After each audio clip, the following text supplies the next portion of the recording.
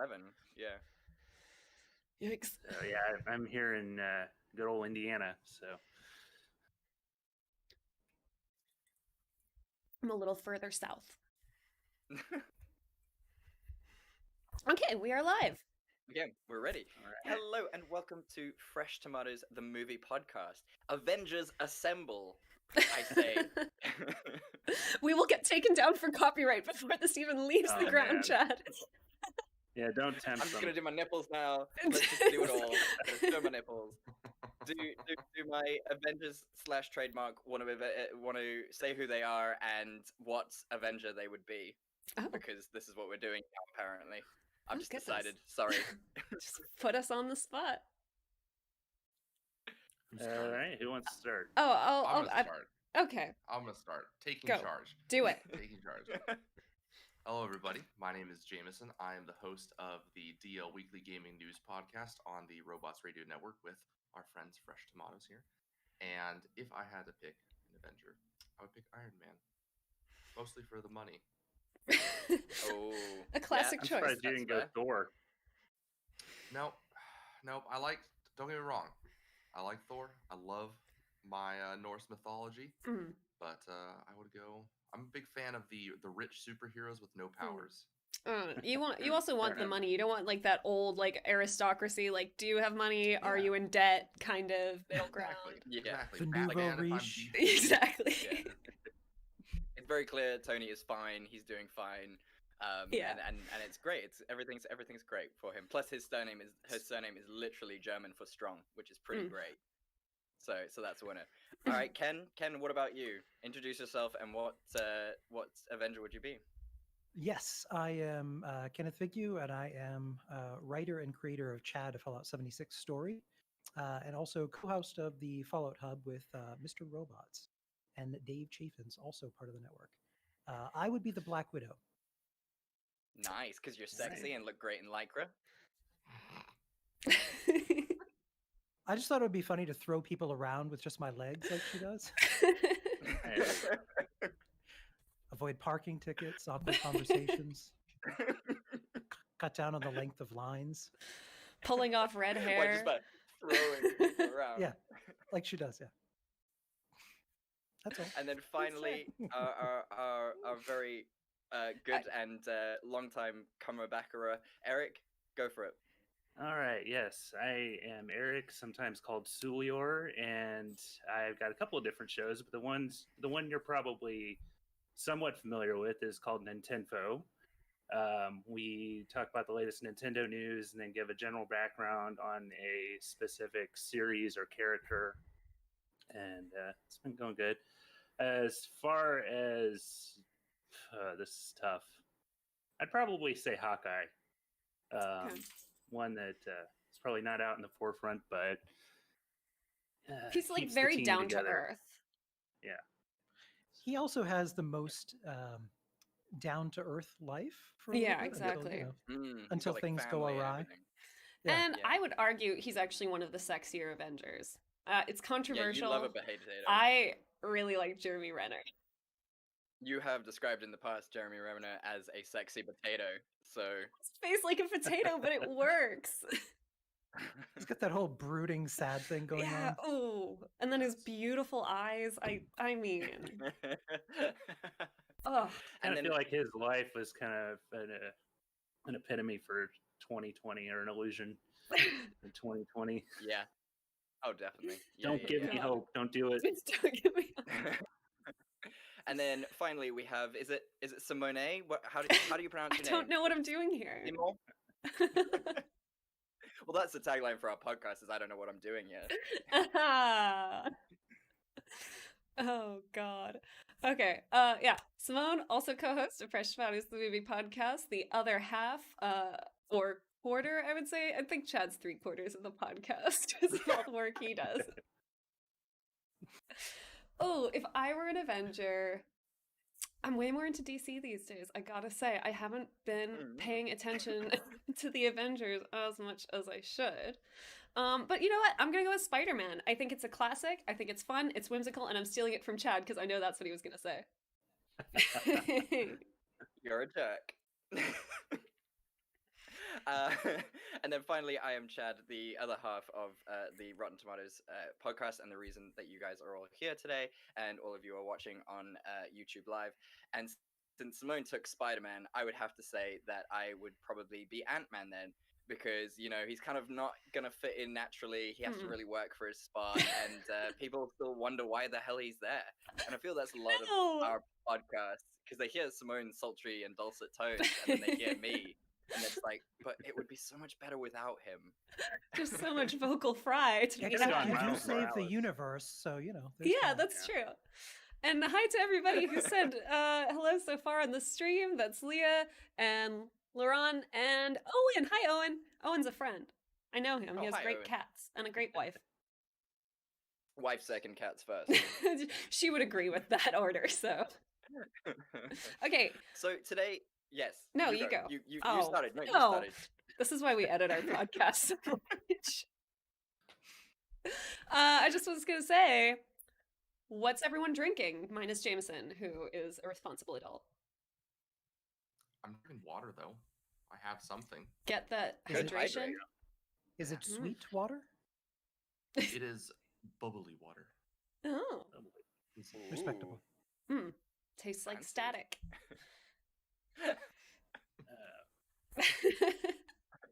All right. So, I'm drinking a iced Chardonnay because I'm my mother. We all turn into our mothers eventually. I fell asleep in front of the TV in the middle of the day today, so I'm extra my mother. How about you, Eric? I've got a Red's Wicked Apple Ale. So Ooh. a little bit more alcohol than it normally would, but can't go wrong with a spiked cider. So No. No. Love a that sounds cider. Delightful. And then finally, and Ken? I have a tawny port in a Ooh. medieval goblet. That is beautiful. That is stunning. Are you planning to be in a Meatloaf video later, or? I won't do that. Oh, yes. That made me so happy. Well Oh, I'm thrilled. done. That was so Awesome. great. And then finally, I am drinking a Jack Daniel's Tennessee Apple. Ooh, I do look love a at good him. gimmicky whiskey. You And do. because today is a very special episode, which will explain why, I will do the first shot Oh. today, because I'm doing shots for today's episode. So film We it are whiskey recording a with me. mini-sode after this, you guys. It's gonna be lit. oh, it's gonna be the most drunk minisode in the world. Is this why you were like, maybe we should record it before? That's exactly why I was like, we should have recorded it before. But you No, were just no. like, Jameson, did No. you bring the meat sticks? I did not bring any meat sticks today. I'm short on meat sticks, unfortunately. My audience Ooh. would be very upset. Yeah, somebody was asking. So, Really? Oh, really? Yep. Oh, yeah. No, What's a there is meat someone stick? Is it asking. like a Slim Jim? Slim Jim. yeah, we Yeah. talked about Oh, turkey, okay. Oh, yeah. okay, yeah. Okay. Yes, I also wanted to know. I mentioned it at some point on the show, and it just kind of spiraled out of control from there. For now, like every time I'm live or every time we record an episode, someone's like, "Did you talk about meat sticks? Do you have I mean, one to eat?" you have a brand. You just have to embrace it. Get that sponsorship deal. Step to a Slim Come Jim. on. Oh, yeah. That is Good, it's good protein. Do it. Yeah. It's very Product gritty. placement. It's a very American Oh. thing to get those in your Christmas stocking around the holidays. And Is grandmother it? always filled ours with You something. know, I can't say Nothing I've gives got us one in holiday stock. like a meat stick. Or anytime can you Please stop do by that a as gas your station, next you have to ad, choose a Ken. couple I of would them. love it. That would Festive. make me nothing would make me sadder than waking up on Christmas morning and then just going into my stocking and there's a friggin' meat stick. Every dad in America also gets like a wooden board and like a gigantic 2-pound sausage. It's just a rite of passage here for some every dad. The Just like jokes some- write some themselves. dry crackers. What a Dry dream. What crackers an and absolute dream. sausage. Oh, lovely. What a beautiful Well, culture you all have. Today we are doing a very special episode because it has been just over a year that we have been with our Robots Radio family. Yes. And we thought we would celebrate in style. So we're completely just throwing away the usual thing. We're not reviewing any movies today, but we're going to be playing a game that Simone and I personally love. We have no idea if our audience loves it, but we love it. And, Fuck them. So today we will be playing Our audience, he says. Happy birthday. So today we will be playing What's the Plot, which some of you may know as our games from our minisode, where I or Simone read out the name of a movie and the other person has to then guess the plot. We now have brought a family together and we are going to play it very much like in the style of Cards Against Humanity.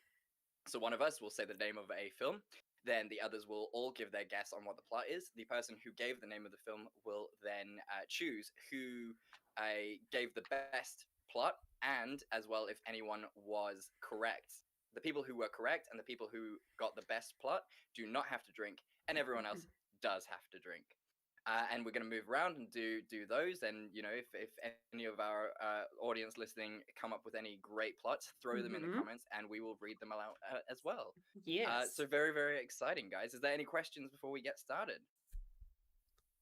I think we're good. Ready to go. I don't think so. Amazing. Okay, well, let's start then. Simone, since you're the only lady person, do you want to go first? I do. I just want to have the document right in front of me. Okay, I'm so prepared. Okay. First movie title, The Beauty Inside. Ooh, okay. All right, let's have a couple seconds to just think of what we want our plot to be, and then if you've got a plot, just throw it out there. I think I'm ready. All right. Okay. The plot of this go for movie is it follows the story of a hunchback man living in the towers of a church in a beautiful European city. And he struggles with his image, trying to get out there and interact more with the world until he finds a beautiful gypsy woman. Oh. So, Hunchback of Notre Dame.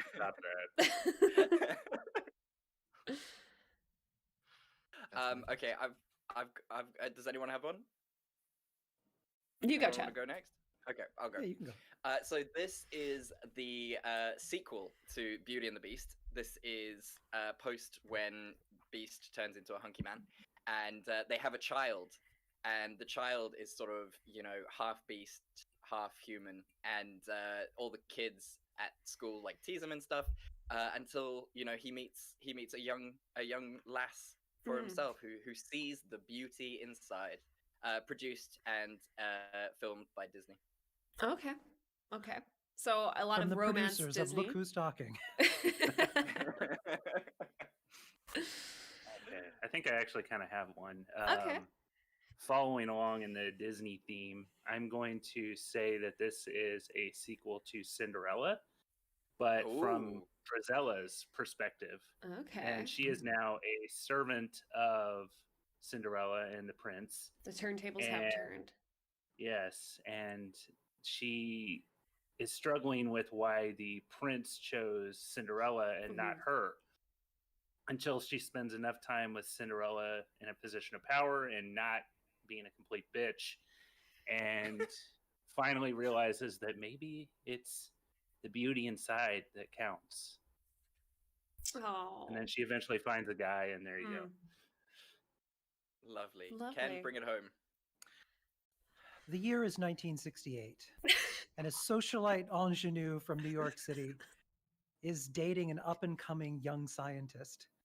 After falling asleep overnight, totally casually inside a submarine, she is then miniaturized and injected into a world-renowned surgeon, and spends the rest of her life floating around in there inside a tiny submarine. And she is the beauty inside. She is, yes.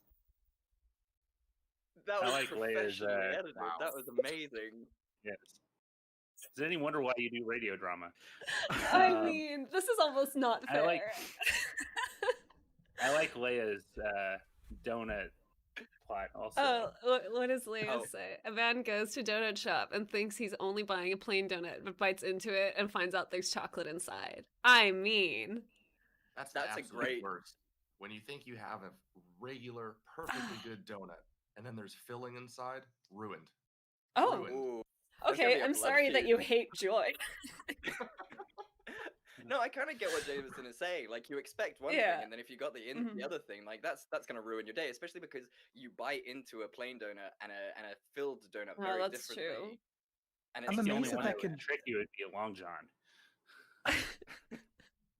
I'm amazed that is enough of a plot for a movie. That's more like a Seinfeld episode. You know what? She's got a very different medium to work with right now. She's got a type, so let's not That's true, let's not disparage the viewers. Okay, so Ken, I mean, you obviously win this one with flying colors for creativity. The actual plot, the beauty inside is where a woman falls in love with a man whose body magically changes age, gender, or nationality every single day. Oh my god, Yeah, no one guessed that. that's exhausting. Wow. Would not have I do like expected that. I do like that 3 or 4 of us went Disney. We just went straight Disney. Had Beauty inside, and we just went Disney without Yeah. question. So I'm not going to give that point to anyone. And y'all got a drink. L'chaim. Well, Ken L'chaim. doesn't have to drink unless he wants to. No, you can if you want to, just in celebration.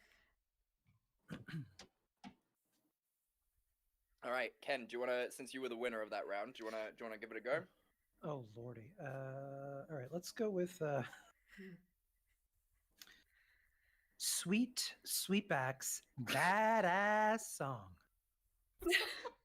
I love Did this you just title. submit this one? No. I love this title so much purely Oh, because God. of how it's spelt. Like that. Like I chose this film because of how it was spelt with 2 A's, 4 D's, and like 6 S's in it. I saw made that me and I said, so that's mine. happy. I want that one.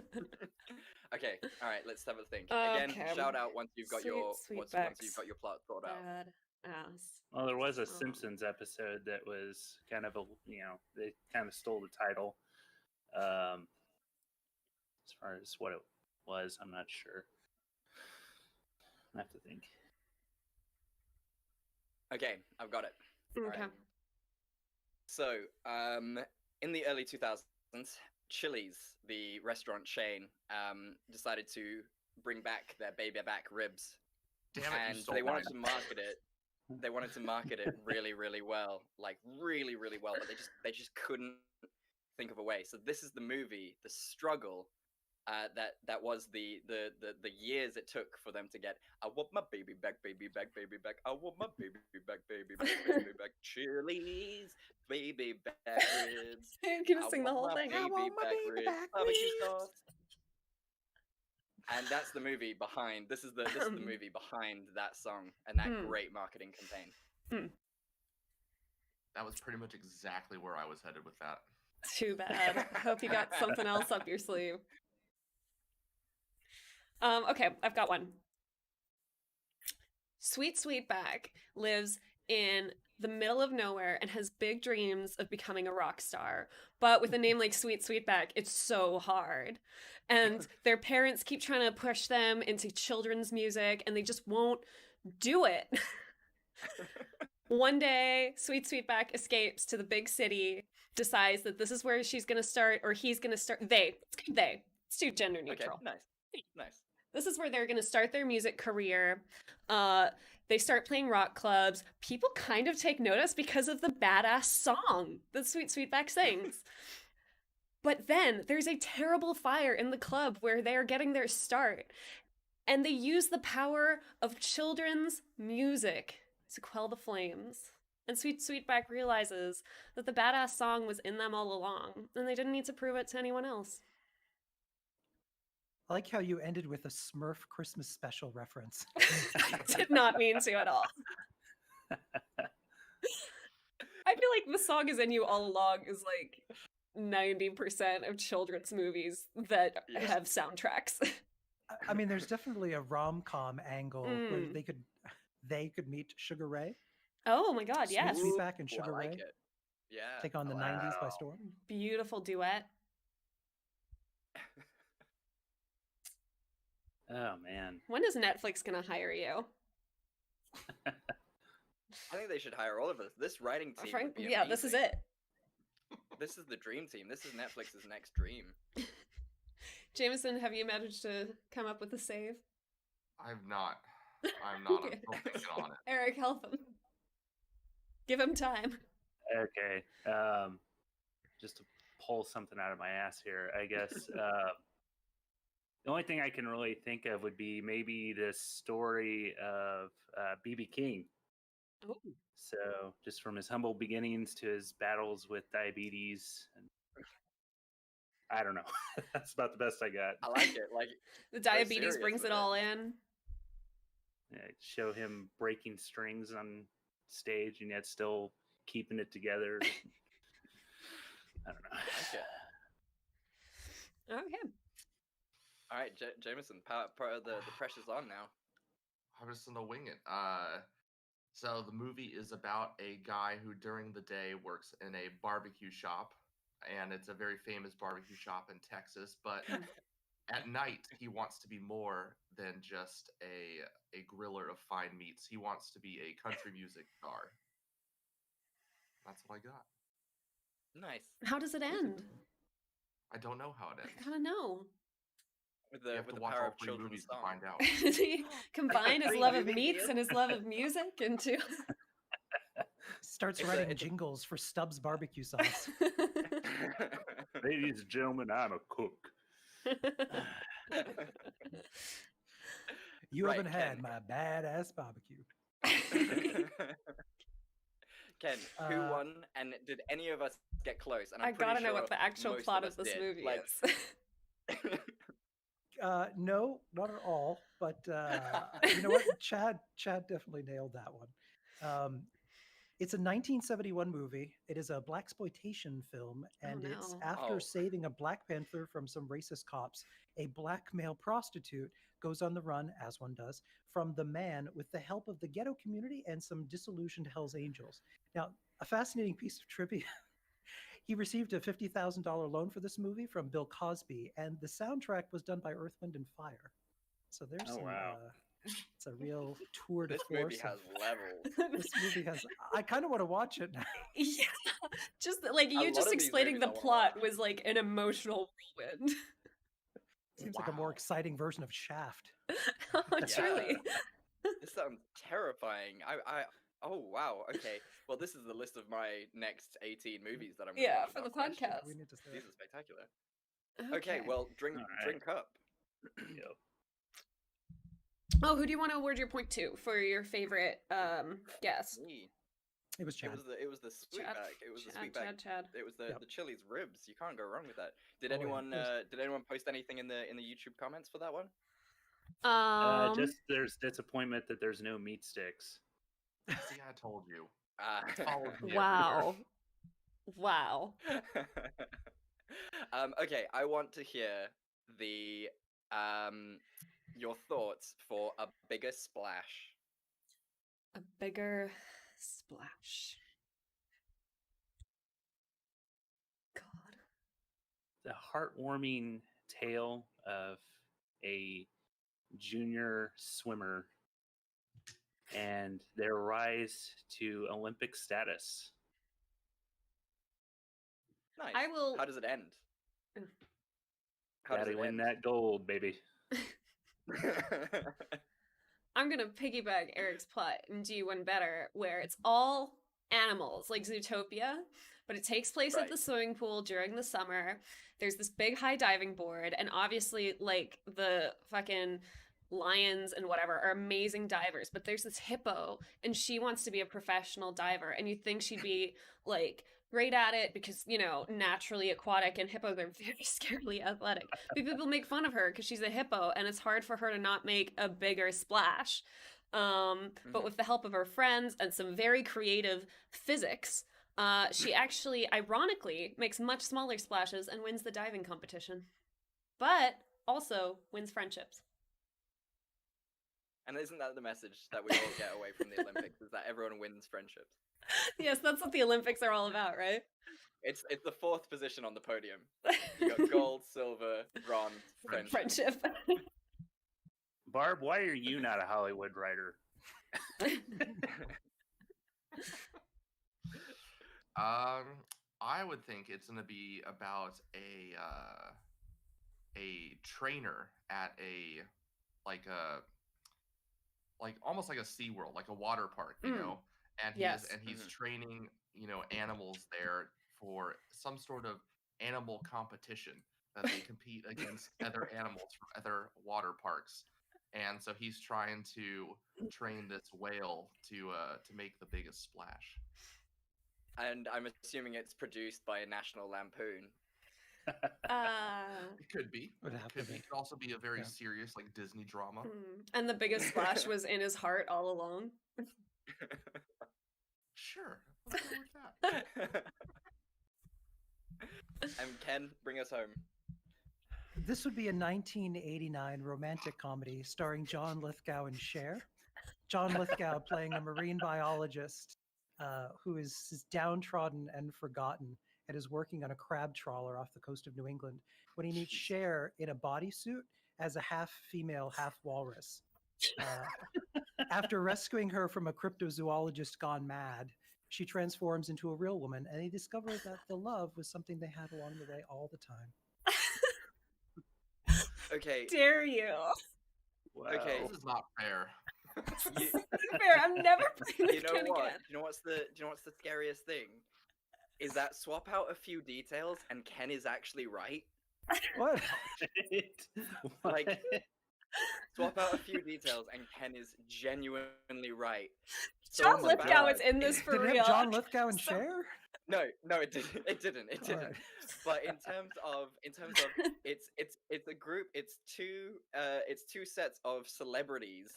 It's what's the one from the really scary one from Constantine, who's the angel. Oh. Oh, I know exactly. With the eyes, and he's in the Da Vinci Code. Oh no, it's a she. The woman one. I can never remember her name. Hold on, I'm gonna Google because this will irritate the shit out of me if I don't get this right. Excellent podcasting for our live listeners, of course. Let's pretend it's just Anne Heche.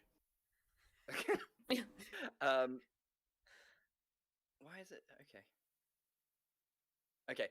So anyway, yes, the reason, so it's two sets of celebrities, and the male of the one and the female of the other used to have a thing for each other, and now they're both dating really a lot younger people. And the one couple comes to meet the other couple while they're on holiday in a very sunny place, and they meet by a pool, and it's about how their relationships shift, and the two older rockers meet and fall back in love, so they find out that they were together the whole time and that the love was inside them, and he saves her basically, not from being a half walrus, half human, but from being an aged rock star. And the two youngers find each other as well, and they cause shenanigans that way. So switch out the marine biologist for rock stars, and switch out the half man, half walrus for old rock stars, and you've pretty much got the script. That was damn impressive. So Ken so Ken doesn't have to drink for being the most accurate. I'm going to drink anyway.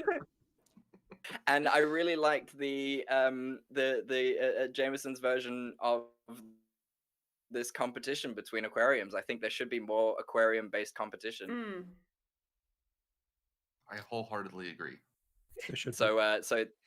So it's only Eric and Simone who have to drink. Oh no. So sad. Well, I think since Jameson hasn't gone yet, I think we'll give it to him. Otherwise, Ken will have to go again. I haven't gone yet either. Yeah. so. No. Well, why don't you Do I- win one, Eric? Jesus. I thought we Wow. were just taking it in turns. I didn't know it was like whoever won. Look, goes this is a next. capitalist society. We reward winning. That's what we do here. Reward. We're gonna come out winning. of the gate strong here. This is also the most popular movie out of the movies I have. Okay. Ooh. The name of the movie is Ghost Dog: The Way of the Samurai. Okay. Ghost Dog Way of Ghost the Dog. Samurai. The way of the center. Oh, hang on. People have submitted stuff for the biggest splash. Louise Bally. Uh-huh. Hi, Louise. The annual Mermaid Con in Florida is filled with scandal, secrets, and vodka-fueled shenanigans. Follow the highs and lows of the mermaid artists as they compete for the title of Grand Mermaid and see who will make the biggest splash. Louise, I mean, how could you? That is perfect. That is brilliant. I would, I would watch the shit out of that. yeah. And I do want Cher and John Lithgow to still be in it, though. Oh yeah, of course. Yeah. Owen Valentine said biggest splash is the sequel to Waterworld. I mean. Okay. What is it? Ghost Dog, The Way of the Samurai. Ghost Dog, Way of the Samurai. Good lord. Okay.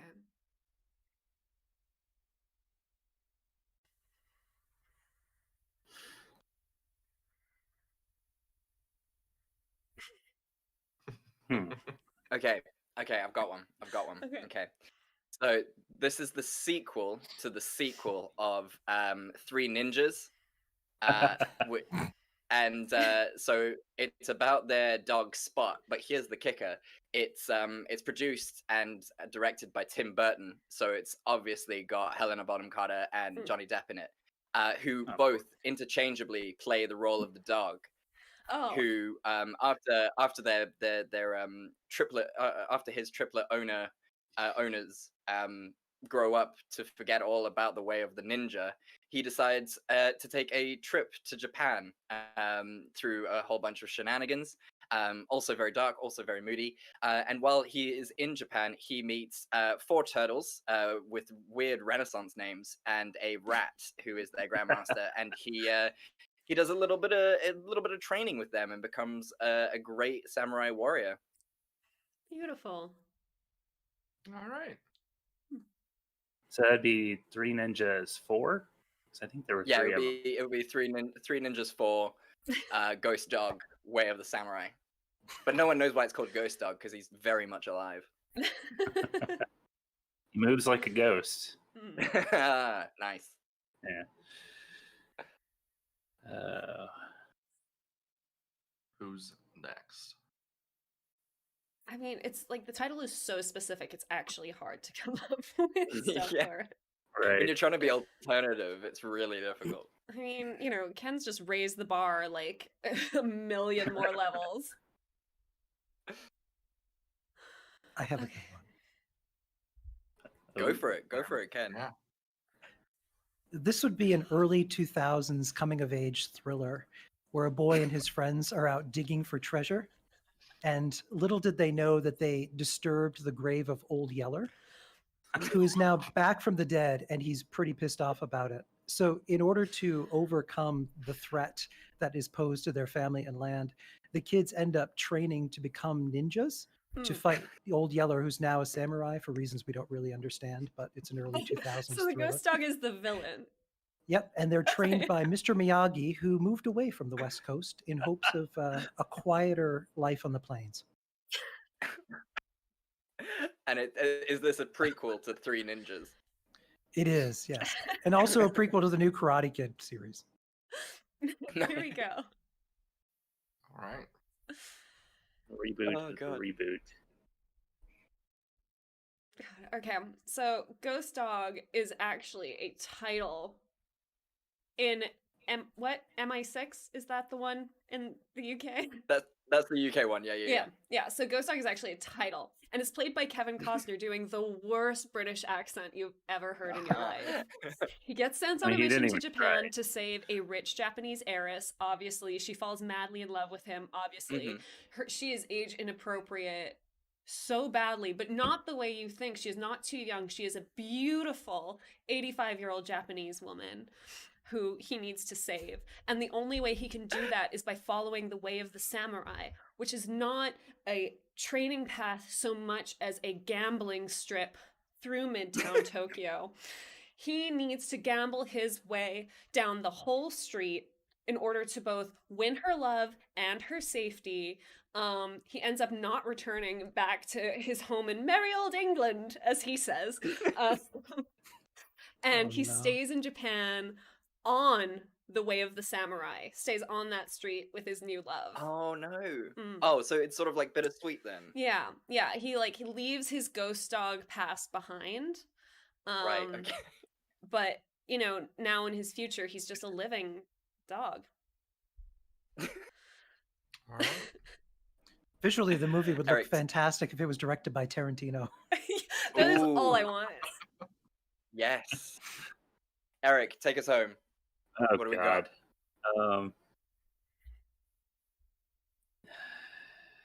I have no idea. Like, how do you follow all this? Jesus. So we've got Tom Cruise, Okay. Strong and start. he's stepping away from his MI career, and he goes and just wants a simple life in Tokyo. And little does he know that this he is being targeted by somebody known as the Ghost Dog. Uh-huh. And of course he has to get drawn back in so he can take him out. Ooh, So okay. he has to train with the Yakuza on how to track down the Ghost Dog and take him out. Cool. And I like is there it. like a whole bomb scene where he gets like tattoos over his whole chest and they're all Oh, terrible? of course. He's also in a chopper that gets rocket launcher shot at it, and he has to dive from it into some lake. And Ben great. Affleck with his awful Phoenix tattoo has to be there. Well, that's where he like while Tom Cruise is getting tattooed. That's the Ben picture you Affleck's see in on the the wall. It's just Ben Affleck. But it's actually like there's really good sort of Chekhov guns there because while Tom Cruise is getting tattooed, you can see how loose his skin is because he's so old. And then as he's jumping from the helicopter, which gets bazookaed, his skin naturally creates a wingsuit, and he just like floats away on his old man skin, and it's great. And it works perfectly. Scientology is going to put a bomb in your mailbox. Apologize to Tom Cruise immediately. Sorry. I did see. No, you're a big I saw a little bit of him in the last Mission Impossible movie, and you're right. He's starting to look a little scary. He has always been a little scary. Let's be honest. Like put purple makeup on him and he looked like Grimace. Like he's just got like his face is losing its definition of facial features. He's just becoming a blob, just like Zeno a solid is just piece of not skin. helping him out. It's like a week after Halloween, his face is just melting. Well, right, Jameson, who was closest and who's the best plot? None of you were the closest. Shit. This is actually a Studio Ghibli movie. No, it's not. I would love that. That would have been my guess if I had to make something That's up. great. It's so beautiful. Oh no. So the actual movie, Ghost Dog, played by Forrest Whitaker, is a contract killer. Of course.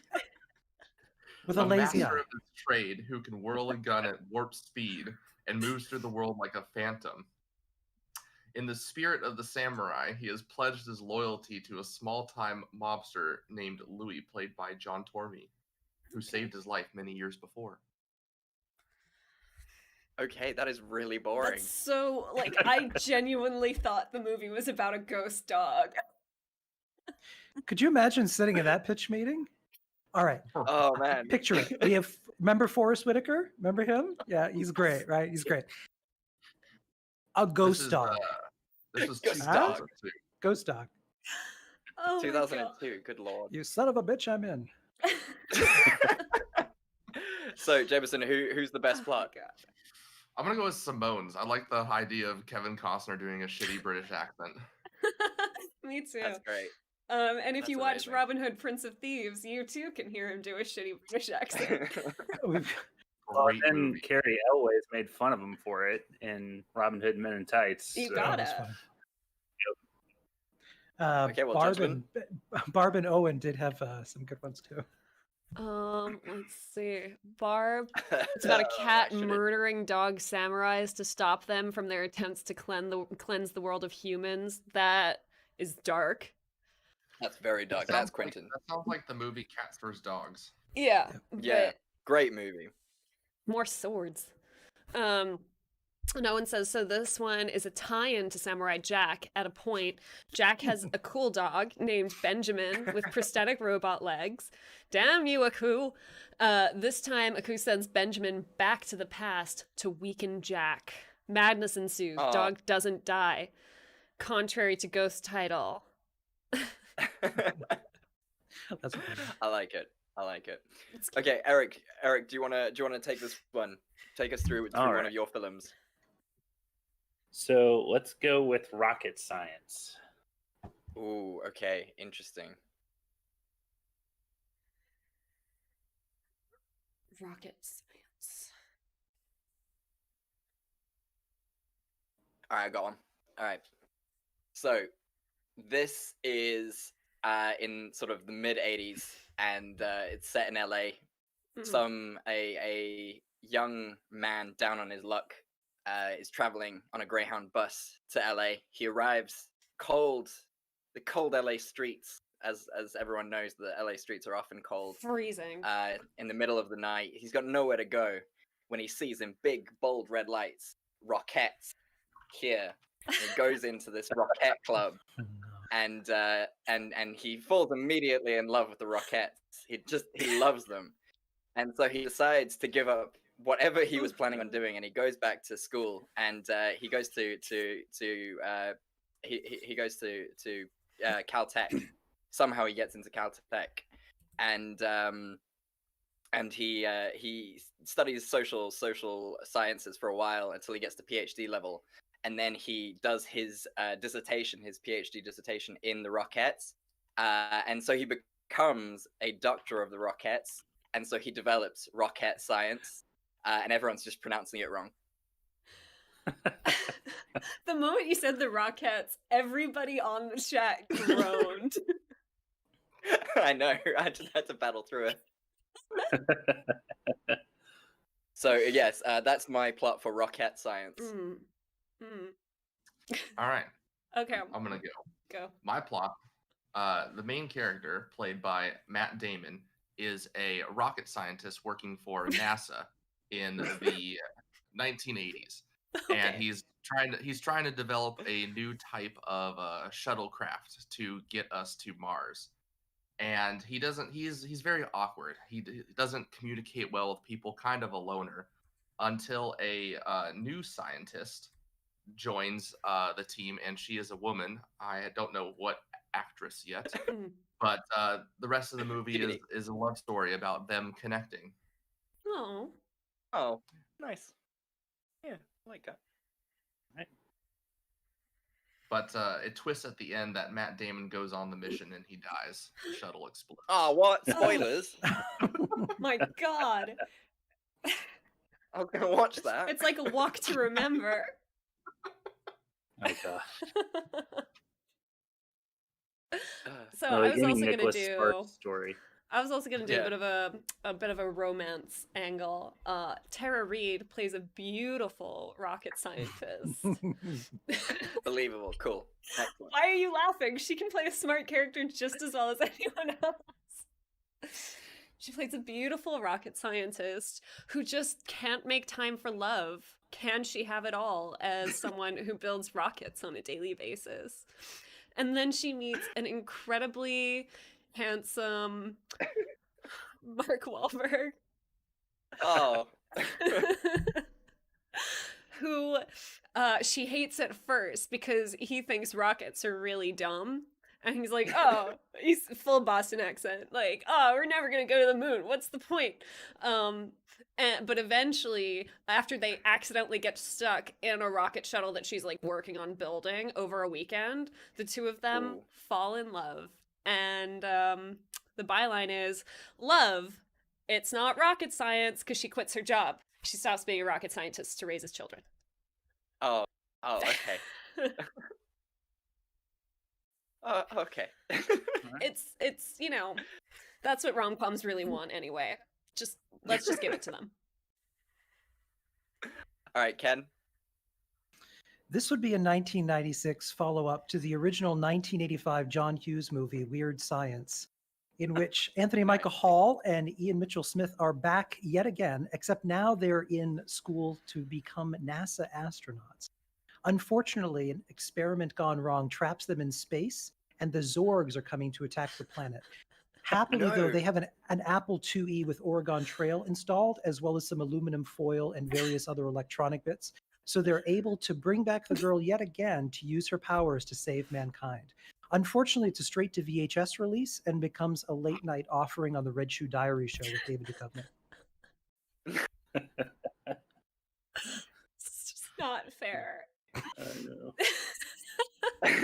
Okay, we've got some submissions over here. Mhm. Barb says Reese Witherspoon, while going to college, falls in love with a man who is studying to be a rocket scientist, decides to be one as well, slowly figuring out she is better at it than him. After he jealously sabotages her plans, she murders him by putting him below the rocket before it launches. So this is a Legally Blonde sequel. Yeah, but like a really dark one. Because I'm pretty sure, She's had enough. like, Elle Woods Yeah, would I'm pretty never. Elle Woods would never, because she exercises, and exercise makes you happy. And happy people just don't go killing their husbands. Most of the time. I mean, it's the whole reason I wanted to become a lawyer is Elle Woods. I think you that's a great most movie. millennials. You got into Harvard? What? Like it's hard? I'll stop. Yeah, we'll be here for the whole quote and we'll get taken down. So Eric, who got closest, and who won? Well, the title has nothing to do with the actual movie. Sounds right. So again, it's one of those instances where why the hell aren't you guys all Hollywood screenwriters? So according to IMDb, the plot is about a stuttering boy who's looking for answers to life's big questions, and he joins his high school debate team. Aren't we all just stuttering boys looking for questions to life big answers? That would have made sense if there was like a high school like rocket building club or something. Yeah. He finds friendship and camaraderie. Okay. So I think there's also Squid and the Whale all over again. That's bizarre. There's also a subplot where he romances Anna Kendrick's character. Okay. So yeah, she's great. She and this guy from American Horror Story are the only people I recognized. So okay. But yeah, quite a misleading title. So somewhat. Okay, who are you going to give your point to? I mean, how could we go against a weird science sequel? We didn't know we wanted it. Boy, we got it. We don't. Right. Okay, L'chaim, ladies and gentlemen. Okay. Oh, yes. I might have to text Rudy to bring me more wine. IT guy to the rescue, man. He's a good teamster. You should employ him as your teamster. If I could pay him. Right. Ken, give us movie number 2 then. Oh boy. We're going to go with Broken Allegiance. Broken okay. Allegiance.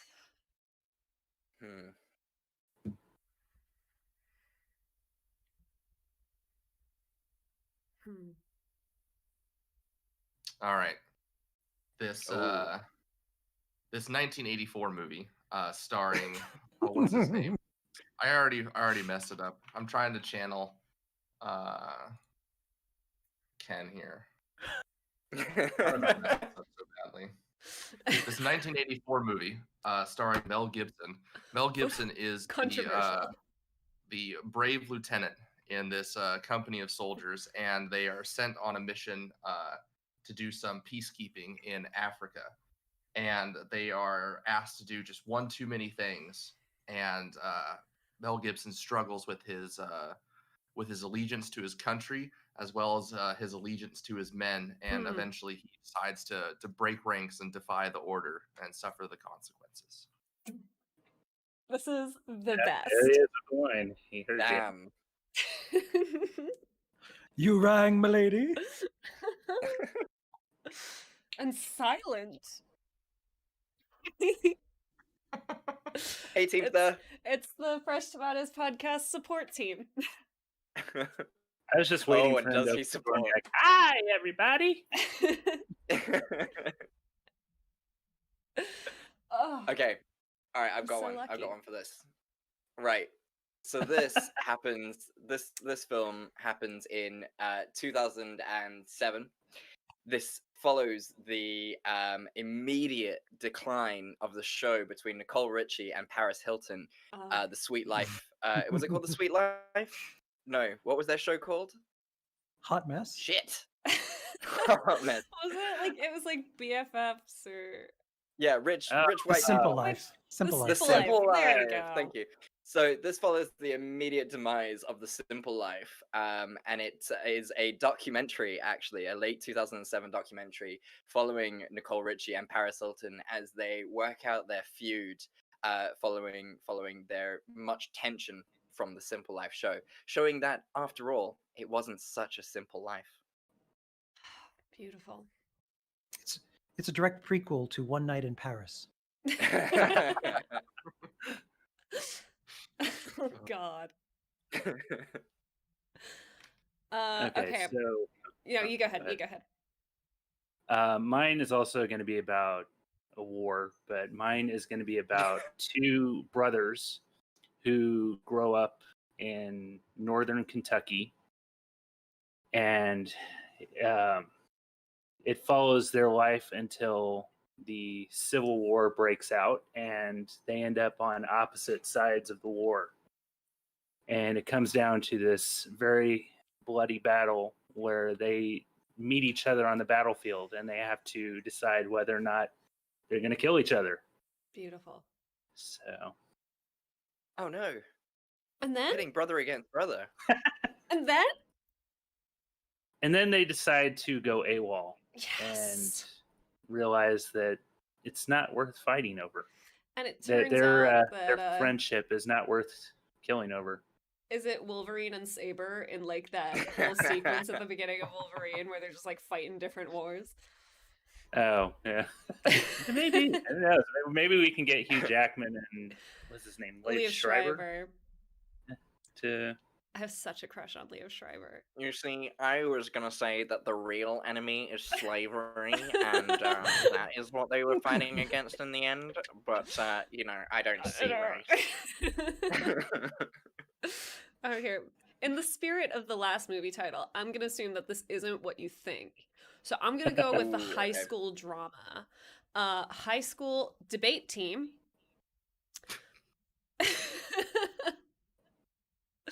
Coached by a very charming Martin Freeman. Oh, This gorgeous child. Let's say he's a boy, but beautiful. His parents get a divorce, so he has to move to another school district, and he joins the debate team there. So he has broken his allegiance with his old high school debate team, and he must face them head to head so that he can get a college scholarship. Because his parents have like blown all their money on divorce lawyers, so like they're not going to help him. But he also like knows how much his old high school debate team needs this money to save the gymnasium. So he's torn back and forth. He's in love with the girl on the other team, and ultimately he decides to throw his future away, throw the whole thing for his old school. So it's not that broken an allegiance, except for himself. Anyway, he just goes to like community college and like makes a plan, and then he's fine. But it's a really big deal at the time. Damn. His college essay must be like fire, though. Like that's a great college essay. Yeah. Of course, what you described is pretty much the basis of the script for Bring It On, Bring It On All or Nothing. Yep. And they'll say he lost the debate, but he won the war, or something like that, and everyone will hate it. I can see that on the movie poster. Yeah.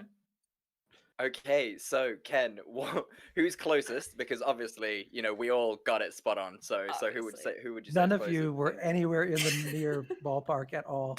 But I'm going to go with Simone on that one. That one was great. Thank you. This would be a 2002 Star Wars fan film that was Yeah, it was made in Melbourne, Australia. And I it's know this movie. two Sith apprentices, Ruan and Callus, escape the Empire by fleeing the planet Coruscant in a stolen transport. They must fight for their freedom with Darth Vader sends a vicious bounty hunter, Corbain Thor, to track them down. That is, I actually genuinely want to watch that. I mean, it actually, watch come to find that. out, is one of the more successful fan films of all time. It's been downloaded over 1 million times. That's Apparently Barb's in great. it. Honestly, that sounds Oh, more yeah, appealing than wow. some of the plots of like the actual Star Wars. Yeah, movies. I would Yeah, rather I watch agree. that than Rogue One. At least I thought watched like 10 minutes of it. I found myself getting drawn in, which I was surprised because Star Wars kind of went off the rails. Just You know, I fun don't know fact. what you mean. Disney is considering writing off episode 8 and 9 as not part of the Not official canon? universe. Wow. I also I heard that mean- Kathleen Kennedy is exiting as part of that. So if that's true, that would be great. There is so many fuck ups Wow. there. Damn, that's cold blooded. If we go down this road, we won't come back out and finish the game, guys. I mean, there was Okay, a well, petition. everyone drink. Yeah. All right.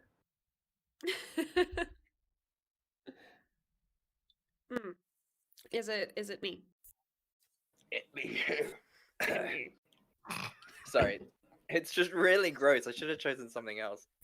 You picked a really terrible drink. I'm gonna be so flawed by the end of this. I'm looking at how many movies we've still got to do, and I'm just I like, mean, we oh don't my have god, to I'm do gonna be all here the movies. We forever. can do like Of another course we do. round.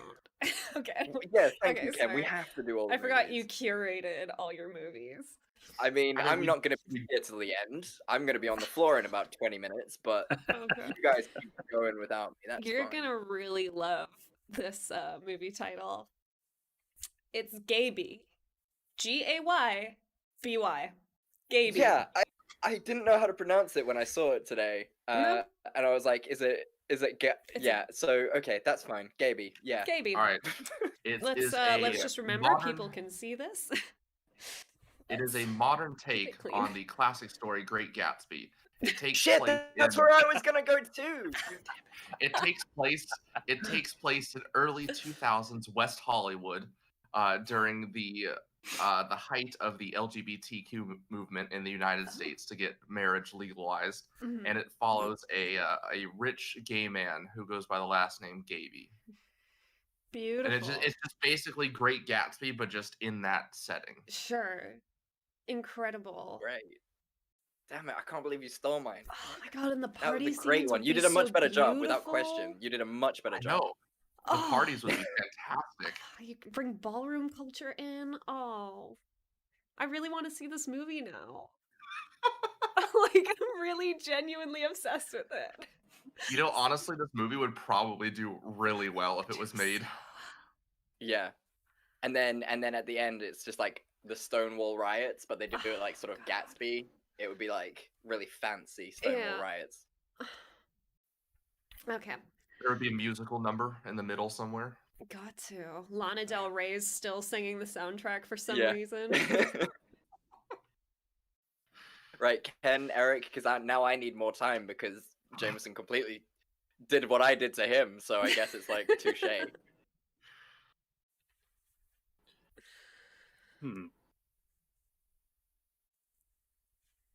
I mean, how Ken's can just you, waiting. You can see. Yeah, Eric, Yeah. go.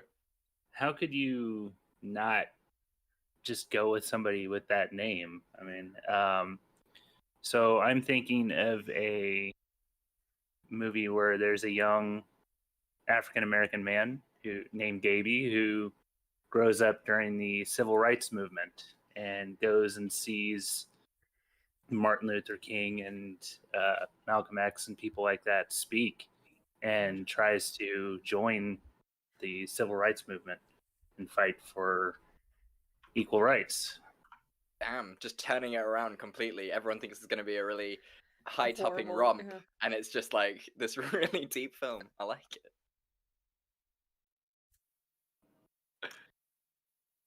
This would be a 1996 romantic comedy starring Bobcat Goldthwait, Yeah.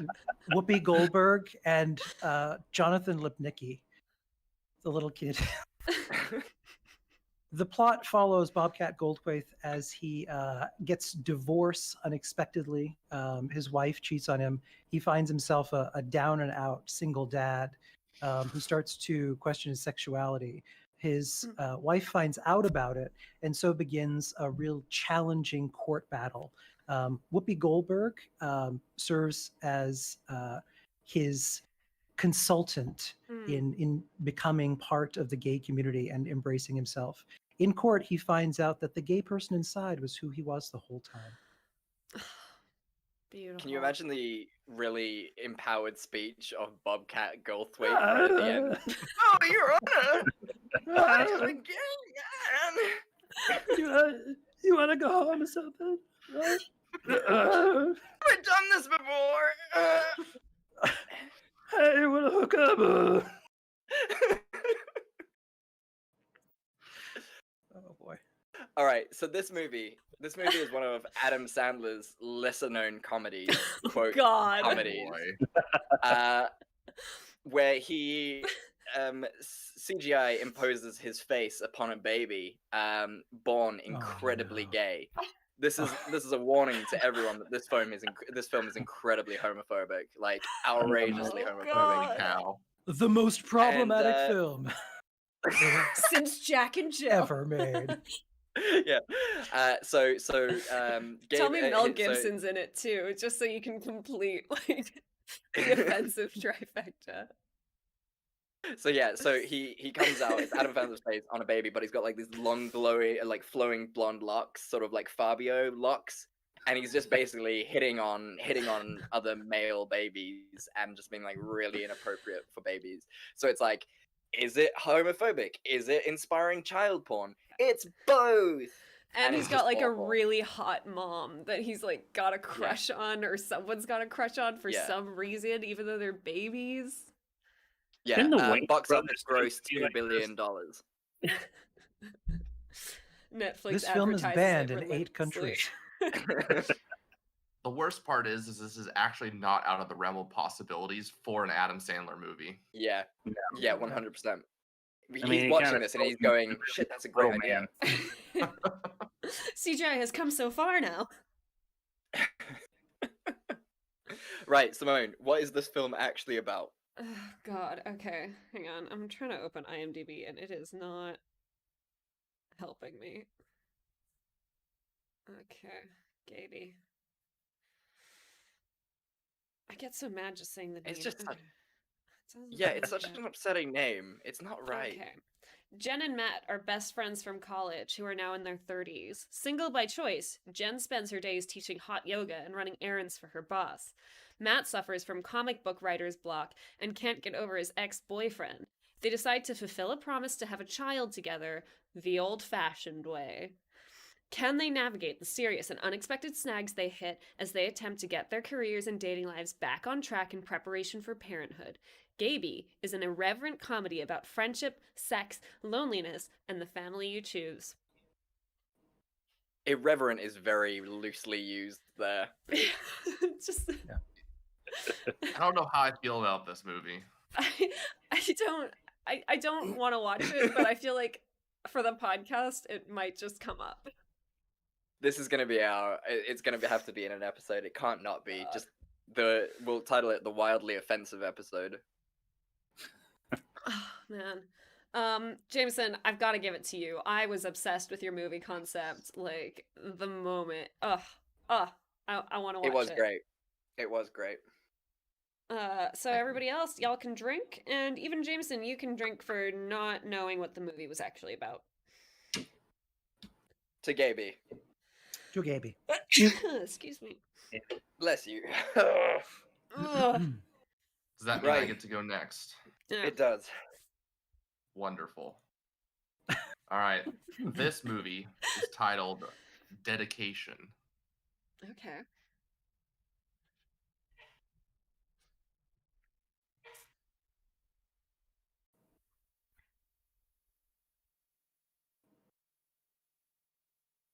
Okay, I got it. Okay. So I know I've pulled this joke already before, but basically, it's a lawyer who is dictating all of his notes and things, and it gets taken to the dictator who's typing all of his stuff up, and the lawyer falls in love with the secretary and begins dictating love letters to her, and she becomes his dictation. Wow. That's what comedy, like failing at stand-up, feels like. Okay, cool. Now I know. Excellent. Good to know. You know what? That would Keep kill your at day law job. school, though, Chad. They would love that. I would be I was the funniest person in law school. That's the issue, because I'm not funny. I'm law school funny. You should put that on your Tinder profile. So yeah, dictation. That's the plot of dictation. Beautiful. All right. Okay. So this movie is a musical about about Celine Dion's marriage. And it's supposed to be this like really beautiful, like A Star Is Born-esque musical. Only it's very upsetting because Celine Dion's husband was like 38 when he met her, and she was 12, and he was her Something like that. agent. And they supposedly waited till she was 18, and then and then fell in love.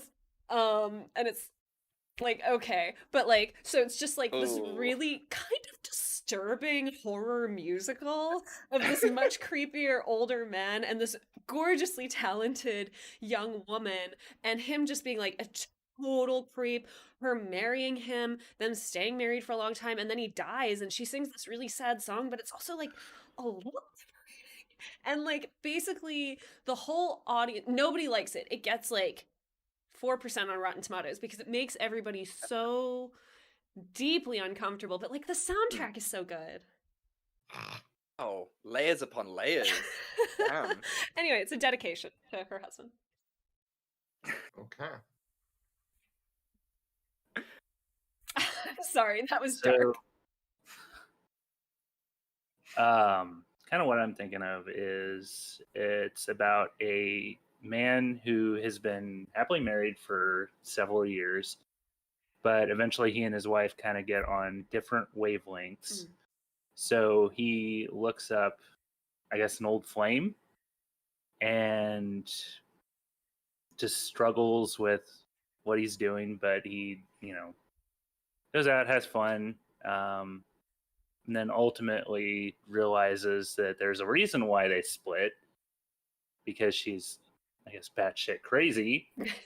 And, but I mean, it's fun for a while. And then he's like, okay, you know what? I think what I need has been at home all along. So kind of, yeah. Although getting to that point was, and breaking it off with the other woman was not easy. The real marriage was inside him. Oh, it's beautiful. I like that. It's beautiful. So his it's real very dedication needs to be like to himself. Deep. Yeah. He becomes a more rounded person. Yeah, I like it. All right, Ken. Let's hear what you've been cooking Let's up. hear it. Let's hear it. I'm ready. I'm braced. The year is 2010. There's a dedication to a library for blind children that Mel B, now retired from Spice Girls life, is now settling into a private life with her doting husband, Matthew McConaughey. When all of a sudden Jeff Goldblum develops an infatuation with her after hearing her dedication speech, and starts sending her really creepy macaroni art in the mail that just starts to become increasingly more upsetting. And then he starts to include pictures of him in various states of undress on countertops and things. Matthew McConaughey is killed early on, much to the surprise of no one. And what? she becomes a base under siege as she tries to save herself from this crazed madman. At the end, he turns into a giant fly, and she has to shoot him in the face with a shotgun. Fuck. Okay, right. Wow. The macaroni right. letters really sealed it for me. What a gorgeous detail. I like that. Really I like was. that. You can imagine, Jeff Goldblum doing that. It would be amazing. He would be so good Nude at at a macaroni desk art. with paints and Just like Jeff Go- shirt Jeff- open, just Je- Yeah. gently putting things down. he would be amazing as like a really creepy stalker. It's legit. I want Would terrifying. be. him. I want Jeff Goldblum as my kid's like kindergarten teacher. He would be so good at that job. Why hasn't someone made a serial killer movie with Jeff Goldblum playing? the I serial know. killer? That's what I'm talking Yeah, about. That's a Nice. good He would move. be so legit creepy. That would be fantastic. Yeah, I Him mean, as just watch BTK? The Fly. yeah, and he's also like he's got that thing where he's like a little too likable. So you're Yeah, just like, yeah. okay, He lulls you into what's that your false sense flaw? of security. Yeah. Yeah. Oh, it would be so good. Damn. Oh, Right. So, okay. what's the plot and who's the winner? Oh, All right. Well, as far as creative ideas go, I think Ken won that one. Simone, your idea was extremely Yeah. disturbing because it was just a movie about grooming. based on a true story. It's a cautionary tale. There's nothing cautionary about it. However, Chad, you actually got close. Oh. Wow. When Is he having a stroke?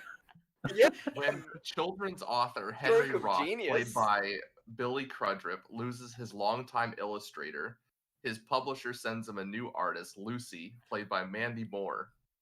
He is Oh, a no. tangle of neuroses and nastiness, and he does everything he can to alienate her, even though he must deliver his latest book in less than a month.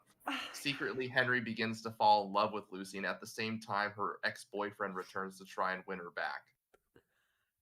So you were pretty close there with like the whole Wow. like the writing for the other person thing. And Impressive. Mandy Moore is in it. That's Vindication. beautiful. Vindication. I'm Oh, so wow. Martin happy. Freeman's also in it. Tom Wilkinson. Wow, there's some You big do names, not have man. to drink today, Chad, or for this round. I'm so proud of myself for I'm that thrilled for ridiculous you. thing. As soon as I go back to law school, I'm just gonna be like, you guys will never believe. Right, okay. Let's go for Homeroom. Tell me what the plot of Homeroom is, Homeroom. please. Okay.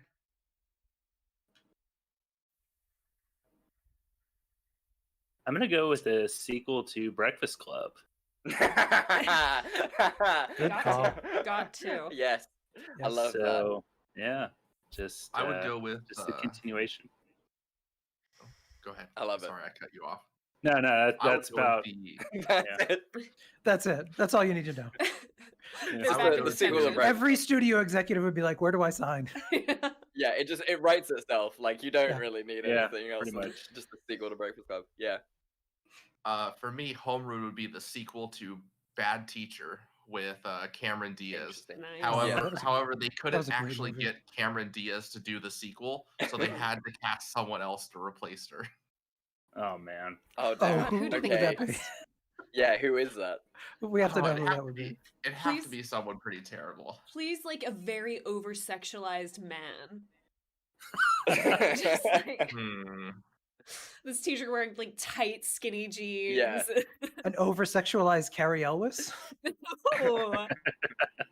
It's Alright, the no, it's the usual Glee choice. teacher from and like Glee. fat Carrie Elwes, not the thin one. Oh, I've but got still it. somehow seductive.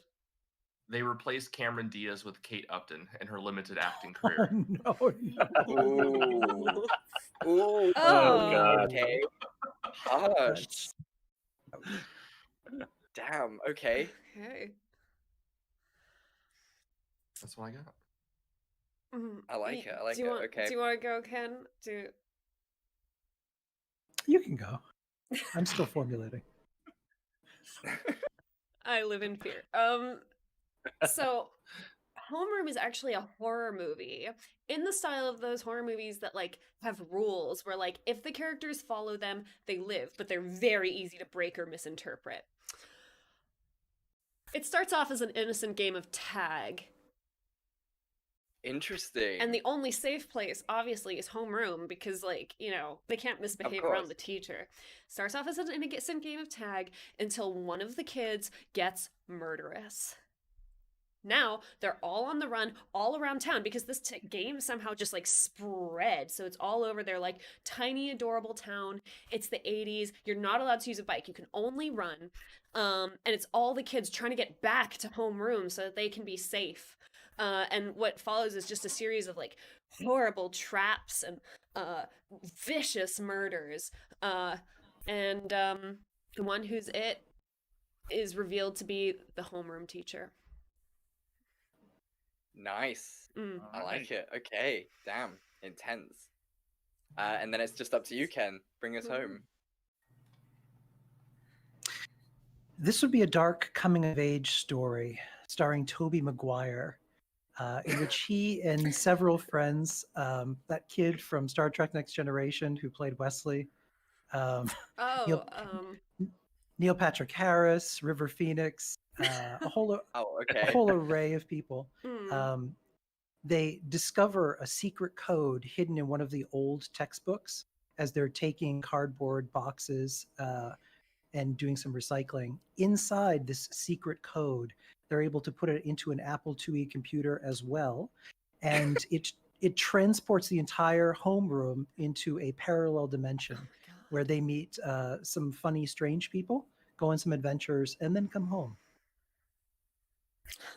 Interesting. Okay, so I'm not gonna like two of you were semi-accurate, but I'm not gonna give it to you because it was just basically your plots happen in a school.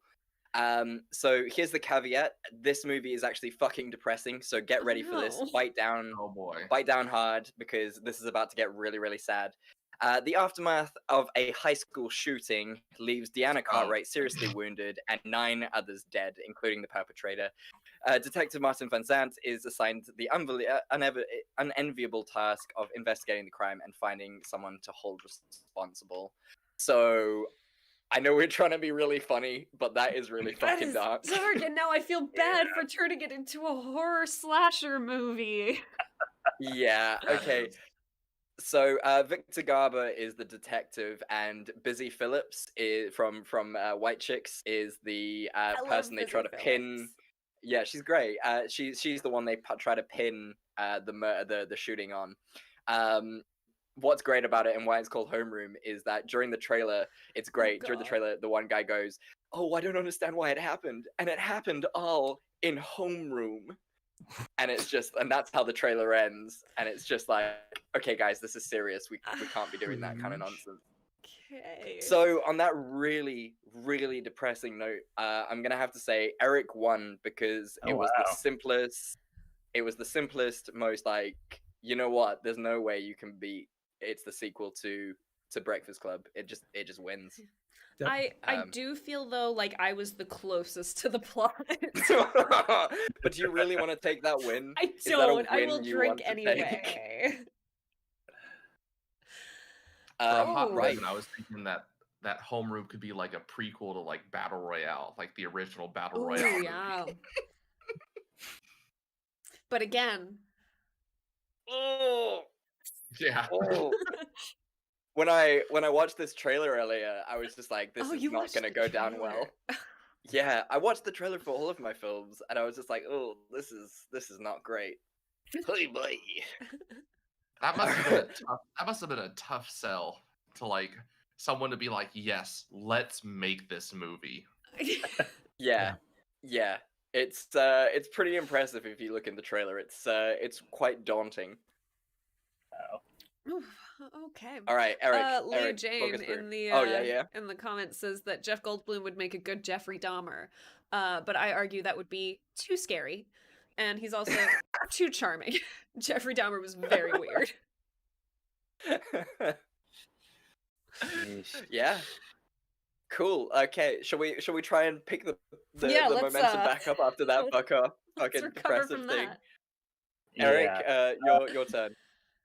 Let's go with Moving August.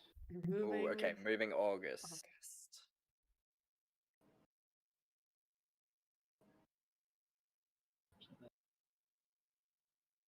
Okay, I've got this. So, it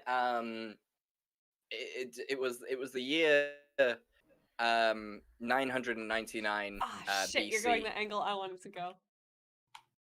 It's always good to get in there early, otherwise someone's gonna gay-bee your movie. That's what we're calling it from now on. Gay-being your movie.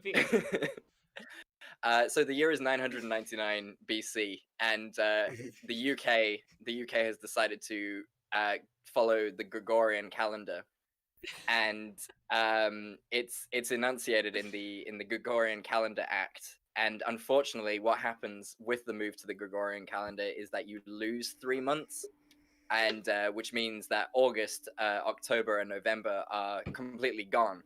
And it makes a lot of people angry because now they're a year older, even though they didn't actually have that time.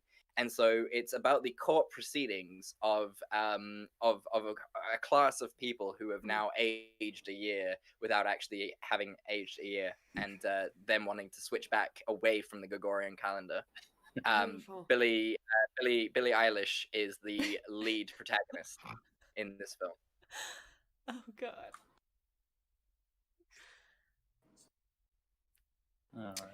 All right, I got mine. Okay. All right, so Moving August is the modern take on the classic novel by William Faulkner, Light in August. And the movie follows Jennifer Lawrence's character as she discovers that she is pregnant a few months after a anonymous hookup. And so the movie follows her kind of just exploring what she's going to do with her life while she searches for the father of her child. Wow. Beautiful. And she names the daughter August. Of course. Of course. Yeah. That's deeply moving.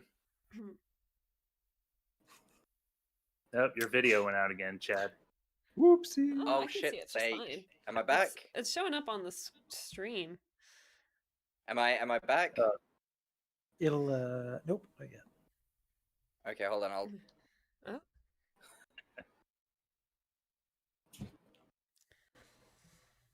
It's thinking. Oh, there it he's is. good. There it is. You're good. Everybody. Okay. In the style of Superbad. Okay. How every great movie starts. A frat hazing goes horribly wrong, and they kill their buddy August. It's also it's orientation week. There are freshmen and lecturers all over campus all the time. At night there are parties. During the day there are tours. They have to move the body.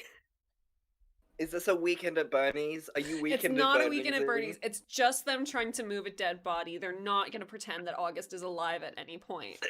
Wow. You should have gone that route. That would have been great. Like taking him to class and like raising his hand. Yeah. What was that movie with Daniel Radcliffe? Swiss Army Man. Swiss Army Man. Yeah. So it's just about them trying to move their friend August's body to the swamp where they can bury it and get rid of it. But it's also kind of a coming of age, you know, like college is a weird time. They're trying to figure out who they are. Over the course of this adventure, you know, one of them figures out what their major is going to be. Another one figures out that he does have to break up with his high school girlfriend who lives 3 states away. And it's really beautiful.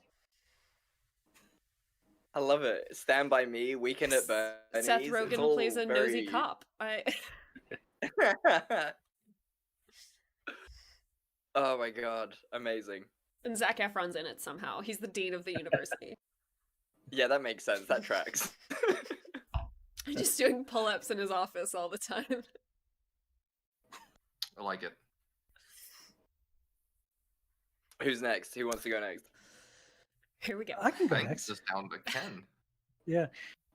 This would be a late 90s sequel to the original Disney classic Pippi Longstopping. It follows Dame Maggie Smith, who plays the role of a town zoning administrator who's trying to get rid of the problematic and very run-down house Longstocking. there, she ends up meeting the now slightly older and more drug-riddled Pippi Longstocking, played by Lindsay Lohan. Yes. Yes. Through the course of their interactions, and Pippi using very strange and unsettling magic on Maggie Smith, slowly driving her insane, they join forces to defeat an evil land developer who wants to ruin House Longstocking and build a Gorton's fish stick factory. Oh my god. So they and the villain would be played by Jake Gyllenhaal. Not Of Jake course. Gyllenhaal. He'd be so good at it. Wonderful. Oh my god. And he's Can't you gained, see like, him in a yellow slicker? I also imagine him gaining like 50 pounds for the role. You would have to, yeah. And then he'd win an Oscar. Yeah, I could see that. Yeah. Like a Oh, really I didn't long mention. beard.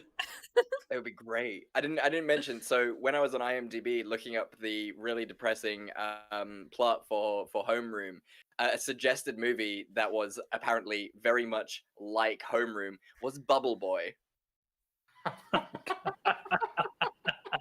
So let that sink in. Apparently, Homeroom is as bad as Bubble Boy.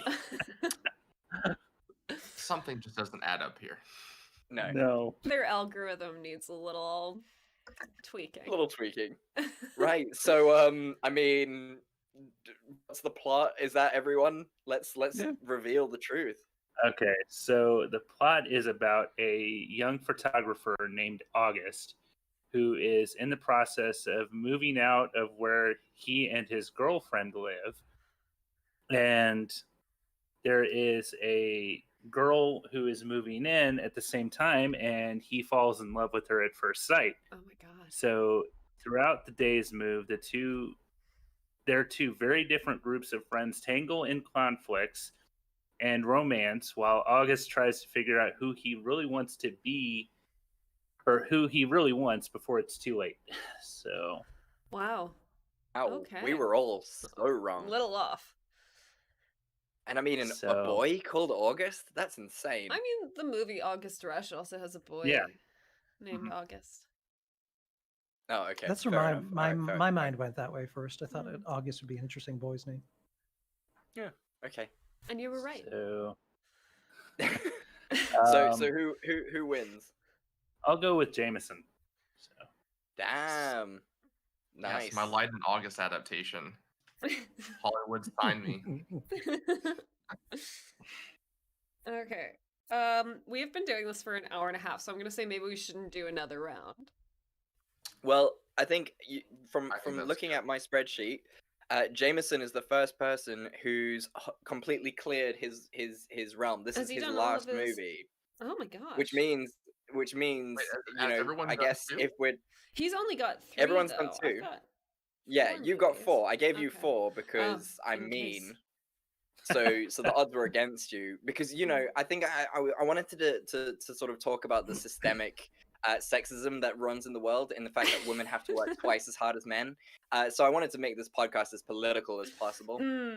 So I gave you Which 4, is why we and included all the Gaby men. in the Yeah, of movies. course.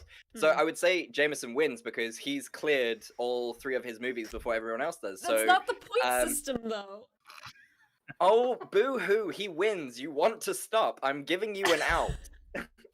Hey, first of all, Kenneth clearly wins because I've been keeping track of the points. There's no winner or losers. There's only bad movies. Don't we all That's actually a lose? great, go by that's a who's great the tagline. drunkest. Oh, Chad for sure. me, obviously. Okay, well, shall we, since Jameson's cleared all of his movies, shall we do his last movie and then we'll call it a day? Cool. Okay, All right. Jameson, give us your last movie. The movie's name is Like Crazy. Okay. Light crazy or like crazy? Like. Like. And I've actually almost watched this movie on several occasions because it keeps popping up on Oh. various streaming services. Okay. Interesting. Okay. Like. Okay. All right. So Okay. this is Jim Carrey, and boy. it's current Jim Carrey, 2020 Jim Carrey. Oh, so sad Jim Carrey. Sad Jim Carrey. and he's single once again. The relationship with Zoe Deschanel from Yes Man has ended, and he's really sad about it, and of course, but he decides to get back in the game. So he downloads Tinder, and he's very confused by the rules. So he just goes like crazy and starts swiping right on everyone. Just he can't swipe left. He just can't do it. He's just swiping right. So really, and a he's just full Yes Man liking- sequel. Yeah, essentially. And so he's just liking everyone, liking like crazy. And that ends up matching with like 800 women. And in one night, he goes out with all 800 of the women. Wow. And it's that's the movie. Wow. You know what? That sounds like That an would actually actually- fantastic movie. I would watch that. Yeah. I would watch that too. Jim, let's get Jim Carrey on the phone right now. Yeah, Jim, we've where got are you? we've got the writing crew. We've got the writing crew right here. We've got Netflix's backing. Let's just get Let's this just done. do it. Financing, and we're there. There we go. That was a good one. That was a good one. Like.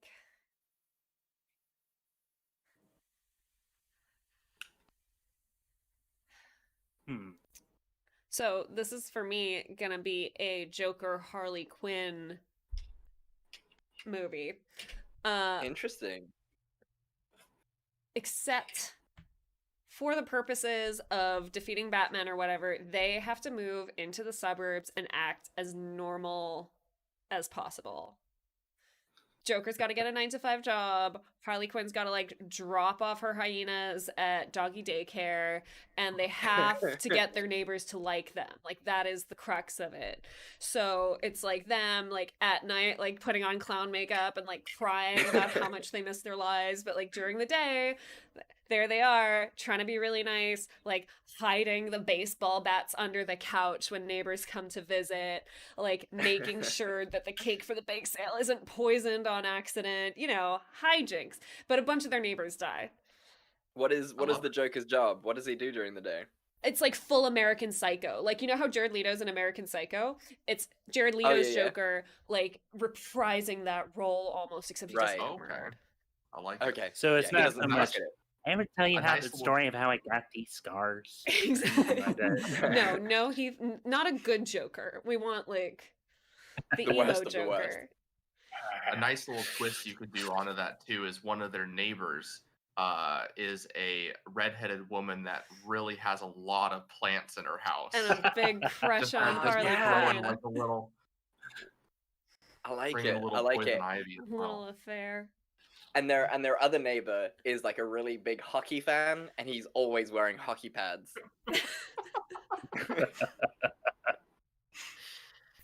Oh goodness, Arnold Schwarzenegger.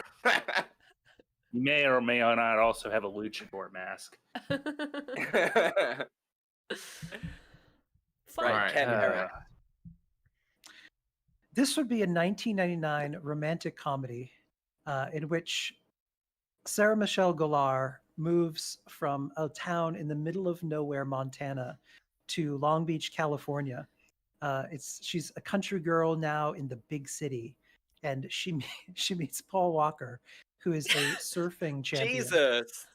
who becomes the object of her affection. Of course. So slowly over the course of the film, she tries to embrace what it's like to be a true Valley girl and become like crazy. Finally, she realizes that in order to get his attention, she has to compete against him in the surfing competition at Long Beach. Strangely enough, she discovers through the help of her mentor that lots and lots of Jolt Cola make her like really hyper and super athletic. So there's like a partnership opportunity, a sponsorship by Jolt Cola. Oh my gosh. And in So the end that's of the where we movie, get the she money from. realizes that she didn't love him all along. She loved James Vanderbeek. Oh, I thought you were gonna say she loved Jolt Cola. Like, I that was was gonna her say vibe. she loved like the ocean. She loved the ocean. So you're inserting a comma between like and crazy for your movie. Yeah, I like think that's crazy. fair. Like crazy. Eric, take Very us home. How Bring the it hell home. do I follow that? I was thinking of some like dark romantic comedy also where Ooh. this girl is the assistant to the CEO of a really prominent company, but he has some dark secrets where she may or may not have to dispose of some bodies of competition. But yet he's got enough charm that what the hell? Let's What's see the where body this in goes. between friends? So and slowly but surely she comes around his way of thinking. So there you go. Damn. So it's shit. What was that? What was that movie? It's got like a really similar plot line to what you've just said, and it's like a really weird. Is it called The Secretary? I have no idea. I can't help you. I'm sorry. I can't think of it. All right, I'll just recede into my little cave then on that one. Sorry, Chad. Well, it's cool. Right, so Jameson, who wins that round, and what is the plot? I'm gonna say, Chad, you win the round because that is actually like a legitimate movie that could actually be made and be successful. Yeah. But a very, very close second would be Simone's movie because that would just be hilarious to watch. Yeah, I would watch the shit out of that. So it has to be animated though. Like Crazy is a 2011 romance drama. While attending college in Los Angeles, Jacob, played by Anton Yelchin, who is no longer alive, very sad. Yeah. An American. I see now why it specifies that. And Anna, played by Felicity Jones, who hails from London, fall madly in love. However, the young lovers are forced apart when Anna violates the terms of her visa and must return to England. Jacob and Anna discover the difficulties of maintaining a long-distance relationship in the face of changing lives, yet no matter how often the circumstances pull them apart, they always find themselves back together. What a beautiful couple, first of all. Guest starring immigration attorney Chad. Yeah, but like I work for ICE, so it's just like a really, really confusing situation that's going down.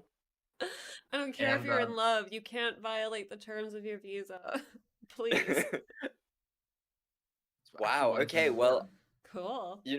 Okay, so Simone says Ken wins on points. Yes. I say Jameson wins in the fact that he reached his 3 movies the quickest. But I also say that we all won in friendship.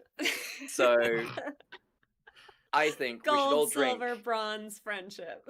Friendship. I think we should all drink to the magic of friendship. L'chaim, everyone.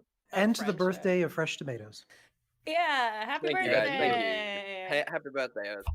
Guys, thank you so much for joining us. This has been genuinely so much fun. I've had an absolute blast. Did everyone have a good time? I had a great time. This is my favorite game. I think we need to collaborate on some movies. Yeah, Netflix. Yes. If you're watching, hit us up. With Ken's writing. Ken's writing. And his voice. Guys, go places. This 5-man writer team is just a dream. Netflix would make so much money off of us. Like, this is the dream. If anyone watching, if you got any ties to Netflix, holla, because this is the dream team. They're gonna make so much money from us. They just need to give us a title, and we will write the film.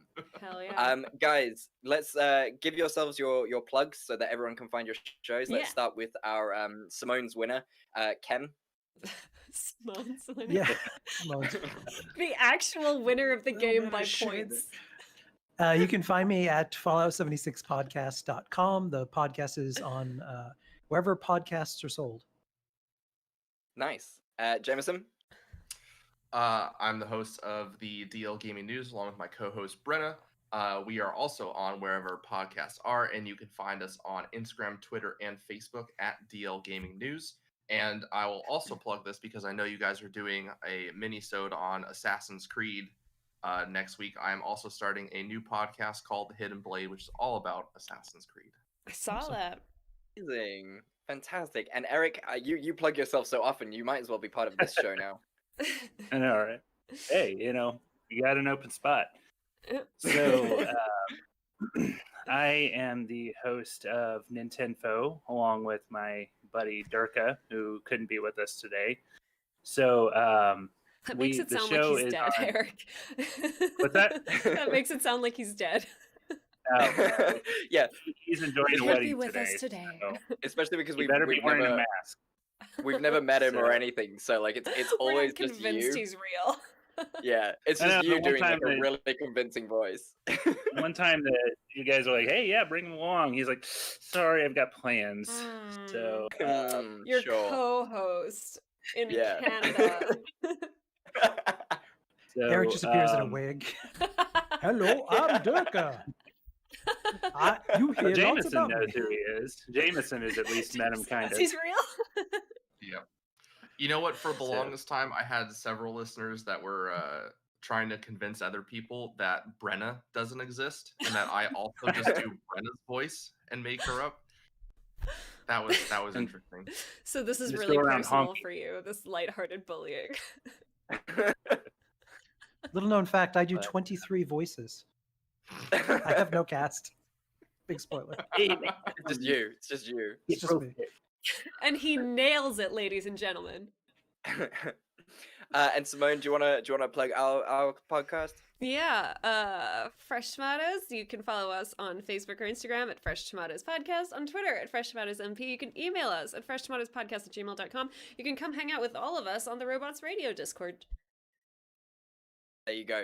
And guys, I really hope you enjoyed this live episode. It will be coming out on the Tuesday following.